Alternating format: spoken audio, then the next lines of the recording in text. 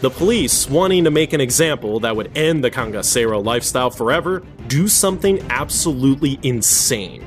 They cut off the heads of all 11 gang members, preserve them in kerosene, and go on a tour throughout the Northeast, displaying them in town squares for everyone to see, which seems like a totally normal and not at all psychotic thing to do.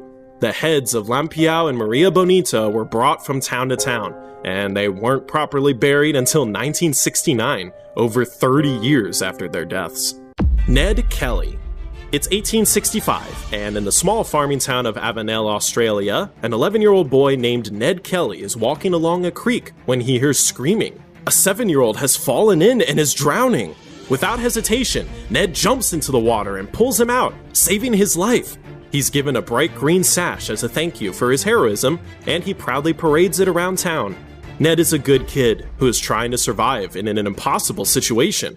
His father, Red, is an Irish ex-convict doing his best to make ends meet on their small farm, but it's brutal. They're dirt poor and the land is unforgiving. The Kelly farm is tucked away in rural Victoria where the soil is tough and the British colonial authorities watch ex-convicts like hawks, just waiting for them to screw up. Things get so bad that Red already moved them once to his smaller farm in Avenel, basically gambling that the new area would solve all their problems. It doesn't, and the Kellys continue to struggle.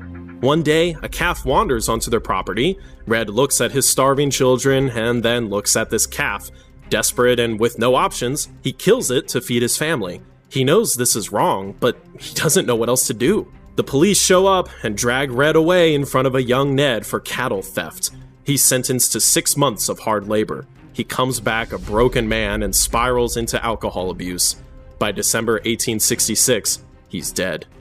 At just 12 years old, Ned Kelly is now the man of the house. He's got 7 other siblings, and the responsibility of keeping his entire family alive just landed on his shoulders. The Kellys moved to Greta to be with his mom's extended family, but that doesn't magically solve their poverty problem.